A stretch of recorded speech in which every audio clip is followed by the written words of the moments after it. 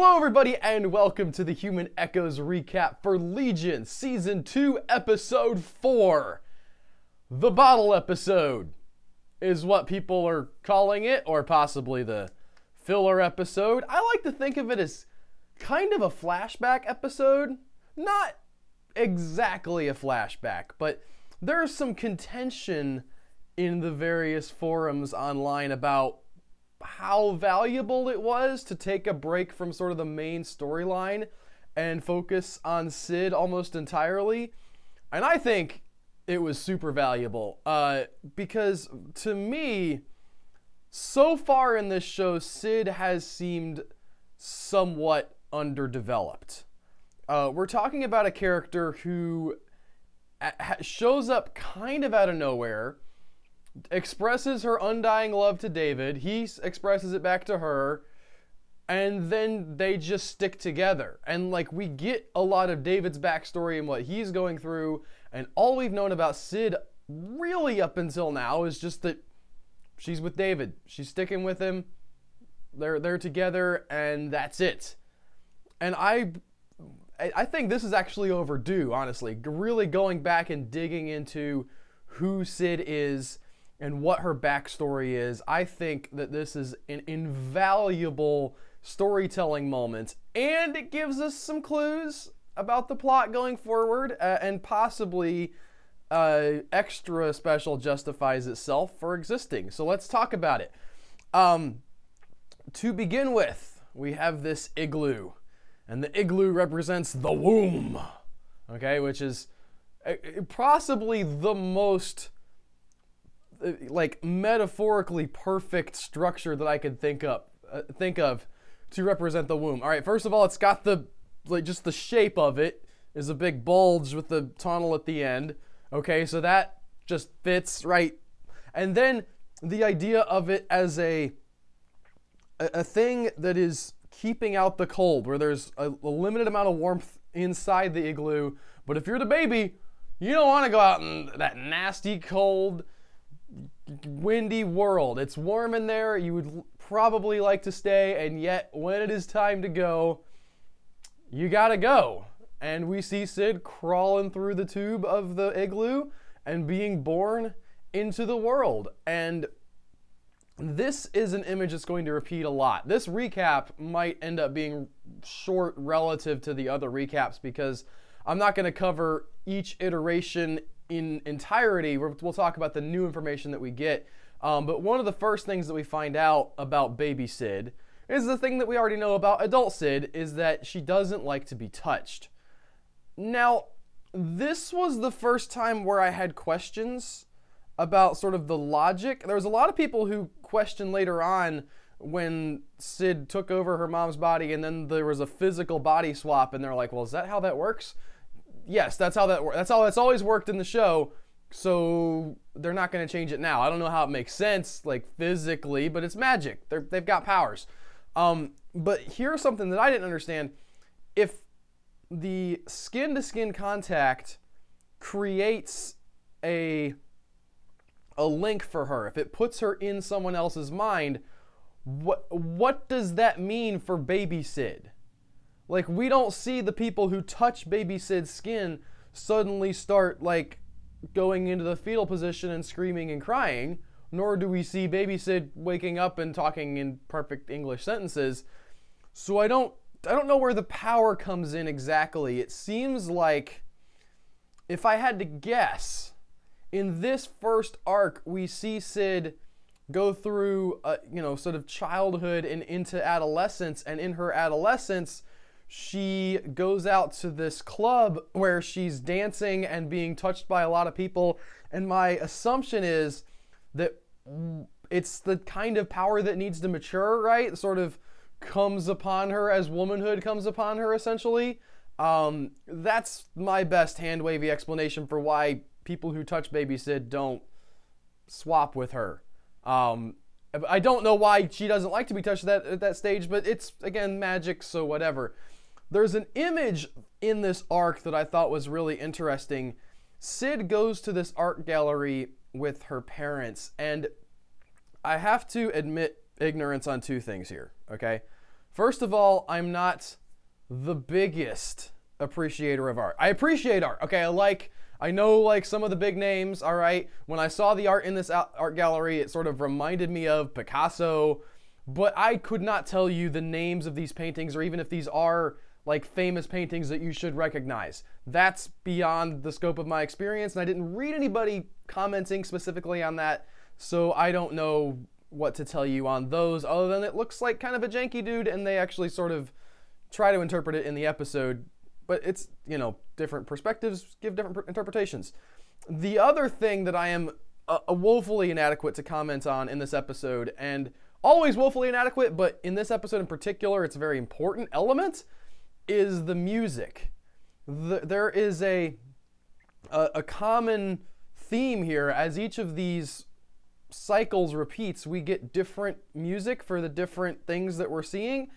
And I saw a lot of people commenting about how it was perfect and like how it lined up with, and they were naming off all the songs, and none of these rang a bell with me. I'm just bad at music, okay? I like music, but I have like maybe 100 songs that are probably in my sort of mental orbit, and beyond that, I got nothing. It's like stuff that I've picked up at the thrift store in a record bin, and if it sounds cool, I'll keep it, and if not, it goes to the bottom of the pile.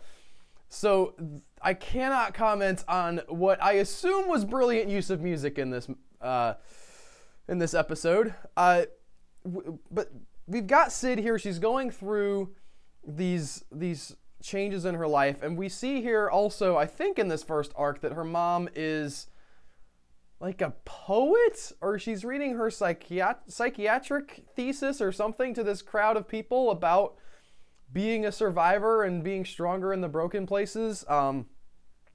There's a parallel to a specific kind of Japanese and Chinese pottery where cups are broken intentionally, or if they are broken anyway, you mend them with gold, and you end up, after years and years of breaking and mending, with a cup that's much more beautiful than the original just porcelain cup.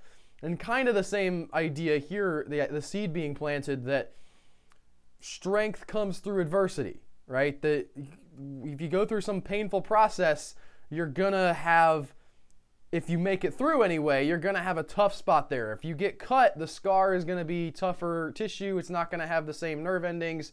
You know, if you're, I'm trying to, you know, if you've been through some emotional thing, a lot of times you'll become numb to that thing. It's not necessarily ideal, but they're planting this idea that pain brings about strength. And in the end of this first arc, David is following along. He goes to try to rescue Sid in the art gallery. He's like, I'm here. I'm going to bust you out. I got it. May Savior Man is on the case. What do you need, Sid? Let me just solve your problems and we can get out of here. And Sid's like, please go back again. He tries to do an art interpretation thing, and that doesn't work. By the way, I wrote down, there's some other red-green things here, but Sid's wearing red gloves in this particular scene. So for those of you who are following along with the red and green imagery, here's some red. And we get the repeat again. And this time when we repeat, we see Sid in school. Now we've seen, I think in the first arc, we saw Sid in school with some little girls that were kind of bullying her. They had a rhyme about her. And the rhyme is important because it gives us potential information about Sid. This is just fan theory, okay? And it's not my fan theory, all right? Stole this from someone on Reddit. But someone was hypothesizing, because there's the line of this little chant that they do that's kind of terrible, honestly, about your daddy's in hell, that people are hypothesizing that maybe Sid's dad is Farouk. Now, my only problem with that is, if it's public knowledge enough for the other kids in her school to have a nursery rhyme about it, it would seem like it would have come up before now. To me. But maybe not. Like, I don't... I don't know how they're gonna, if they went that way, I don't know how they would explain that, but considering that we're hunting Farouk, I would assume that he would go to her, and I mean, she's a baby, I guess, so maybe she did, you know, I don't know exactly when this event would have taken place, but her dad's definitely out of the picture. We know that much for sure, and apparently not because he was a super cool guy who just died from being too nice. Okay, so something's going on with her dad, and I am curious. But we move on to Sid, and she's got remember, she kissed the mirror, right? She had the Narcissus moment in her first arc through, and it's a very, like, we talked a lot about Sisyphus, and he gets referenced in this episode with this show, but here we have another character from Greek mythology. It's not a complete reference, though, because Sid is not in love with herself. That is not what she's doing. Sid is kissing the mirror because that's the only contact she can have. And even when she does contact someone else in a minute, the way that still works out is that she's kissing herself. Because if you recall, the mind swap happens first, so she instantly, skin-to-skin contact, once the kiss happens, goes into this other dude's body and is kissing her own body with her mind. So we've got a mirror of the mirror scene when she actually goes to do this. And we see a side of Sid in this episode, starting here, but especially later on, where there is a dark side to this woman. Girl, possibly at the time, but becoming a woman. This person has some issues, and they're understandable issues, okay? She's got a lot of pent-up, you know, anger. She can't touch people. She's been made fun of by these girls. She doesn't get the things she wants. So there's a good motivation there. I could not still 100% be on board with her beating up 3 girls with a lacrosse racket. As mean as they have been to her, like, these looked like I'm trying to kill you kind of hits from a body that could probably do it.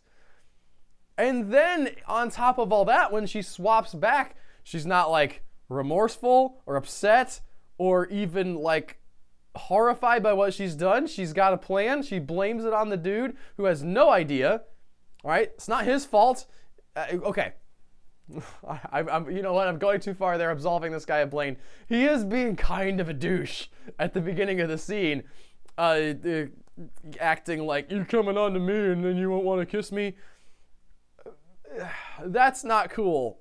Although we don't see any more of this interaction, and I assume that she probably does actually want to kiss him and like can't, and she's just trying to, you know, work her way around it, and finally this is the snapping point. But this doesn't work. David comes up with another hackneyed theory at the end of this about how, you know, she's looking to show him the dark side of her, and she's like, nah, rewind.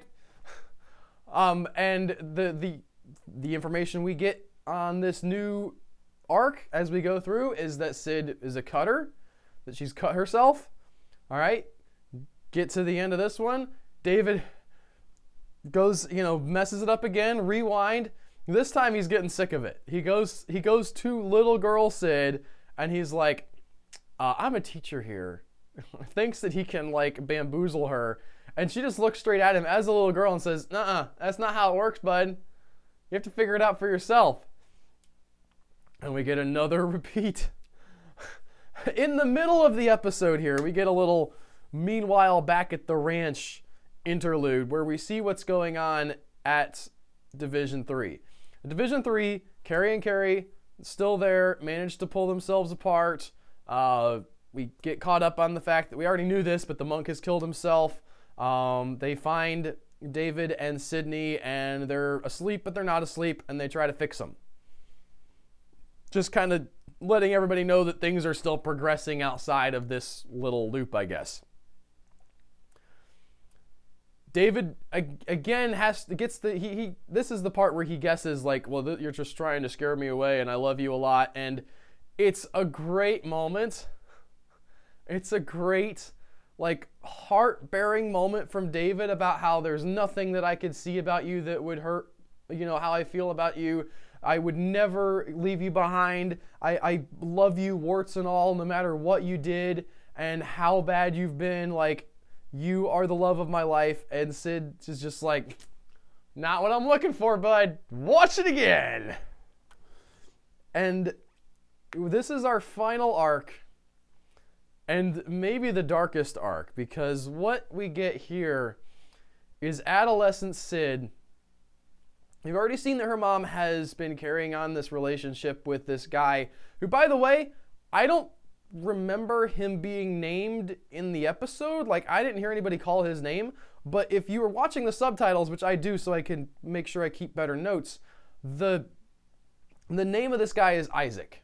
I don't know what that means, but the subtitles identified him when he was speaking in sort of the distance when you couldn't see him, that this was character is named Isaac. Does not ring a bell. Maybe there's a character in the show named Isaac that I'm forgetting, or a character in the comics named Isaac that I should know about, but I'm just laying it out there. Didn't know who Isaac was supposed to be, so maybe you guys can do something with that information. And she goes into the room where her mom is sleeping, all right? This is almost immediately after the party. I assume this is when she's sort of figured out really her powers, or maybe not though, all right? Because she's already done the kiss thing with the boy, if my timeline's correct, that happens before this. Although I could be wrong. That could happen after this. So this might be her sort of first discovery of her powers. But she goes to her mom, touches her, skin to skin, Sid's mind inside her mom's body, pilots her mom into the shower, and proceeds to come on to her mom's boyfriend. And there's just so much wrong with this scene. Like, some people were talking about, like, that this guy was taking advantage of her, like that it was a traumatic event for her, but this is Predator Sid, okay? Do not, like, excuse this. This is her, taking advantage of her mother, all right? Because her mother didn't consent to this, to having her body literally taken over, and then B, taking advantage of this dude who is unknowingly cheating on his girlfriend with her daughter's mind in the girlfriend's body, and then the swap happens, all right? Probably because of the trauma. Like, I don't think she's necessarily expecting it to go as far as it does. And when it does go that far, the swap back happens physically, and her mom's on the couch, and she's in the shower with this guy, and her mom, having been asleep, doesn't know what happened, so she walks into the shower and sees, naked boyfriend in the shower with her daughter and just loses it. Apparently she doesn't know about the power, by the way. I assume that's what's going on. Sid ruins this guy's life and, like, comes very close to ruining her mom's life if she does not, in fact, cross that line. Yeah, Sid is not a good person in this particular moment, all right? I still like her as a character, but yowza, is she messed up. And we get to the final arc, the final moment in the igloo, and this was my favorite thing about this episode. When Sid explains what she's doing to David. It took me a minute to really have it sink in, and I could be wrong about sort of my interpretation here, but this is what I took away from this. Sid she's in this maze, all right? I think that it is an instance of the maze, and she, rather than being consumed by the maze, like Ptolemy was, like Melanie was, she has used the maze. Sydney has taken this recursive thing, this recursive nature of her life, and the thing that she wants most is to become stronger. And the way that she wants to become stronger is to live through this pain. And she she talks to David, and David has another one of these great heartfelt speeches about love and fairy tales and unbreakable, Prince Charming kind of stories. And she says, listen, this is not about that. This is about us heading into the apocalypse. And I'm going to need to be as strong as I possibly can be. So I'm just going through all of this pain over and over and over again to become the person I need to be able to fight this battle. It's brilliant to me on so many levels. First of all, the fact that David being here is almost incidental. Like, whether or not he figures out what she's doing is kind of not the point. She's using the fact, maybe she can't get out on her own. I don't know for sure on that. But if at the very least she's using the fact that he can't figure out what she's doing to keep looping so she can keep experiencing this pain and keep becoming numb to it. She has this great line, love is a hot bath, where it's great to be in for a little bit, but eventually if you're in the sort of wonderful warmth and, enclosure of love, you just get soft and you fall apart and you don't. And I don't know whether I believe this philosophy, you understand, but this is definitely what Sid believes. And she has been using this to become stronger. It's not about David at all. David doesn't save her. She's in the process of saving herself every arc that she takes. This is her journey that she has chosen to be on. And on top of that, it's fun for like a really crazy meta reason, because a lot of times in a movie when you want to show somebody getting stronger, right? They're getting better at something, they're leveling up to for lack of a better word, you use a montage. You show a montage of them working out or practicing or whatever. And in this instance, we have a montage of Sid leveling up, right? This whole episode is essentially a montage of her painful experiences, which is what she thinks is going to make her stronger. And the thing is, the thing that is actually making her stronger is the montage. Like, she's not reliving her entire life every arc, I don't think. My impression is that she's hitting all the worst moments over and over and over and over again to become stronger. She is using the trope of the montage as her actual workout. It's as if Rocky in Rocky 3 put in a videotape of Rocky 3 and watched himself working out so he could get stronger.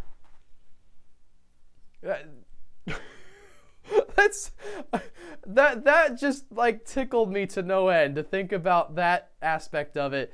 And of course, we wrap things up. Her and David have, passed the test, right? She's leveled up. David's figured out more about her. And as an audience, we know more about her as a character. A lot of different levels this episode works on.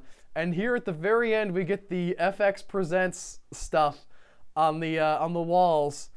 And a lot of commenters pointed out, this is not an original thought to me, that it's a really great sort of visual signifier that we're actually getting back into a moment that's going to move the plot forward. Like, all of this stuff was not plot, it was all character. And now we're finally into plot moving stuff. And the plot moving stuff is that Lenny's back. How does that work? No idea. I've got literally not the faintest clue. But man, what a cliffhanger. We're going to war, I assume, with Farouk. All right, there's going to be a showdown. We're like halfway through the season. I don't know if there's going to be 8 or 10. Actually, I think there's going to be 12 episodes this season. Forgive me, I just remembered. I looked it up. So we're like a third of the way through. Still a lot of great stuff to come. And I feel like this episode was perfectly positioned in the season to give us more information about Sid as we hopefully go forward with her as a character, and really gives us a glimpse of how future Sid became who she was. Obviously, future Sid's still been through more than our current version of Sydney, but this version of Sydney is on her way to that. She is determined to survive. no matter the cost, and to be able to help whoever she can. And that's the kind of person that can turn into future Sid. This show continues to tickle me to no end. I hope that you are also super enjoying it. If you are, or if you aren't, I'd love to hear about it in the comments. Also, if you have ideas about things that I missed, if you want to call me on something that I got wrong, or just want to share your theories, I love to read all of those. Drop them in the comments. I try to respond to as many as I can. And yeah, we'll see you guys next week with another episode of the Legion Recap. Take care, y'all.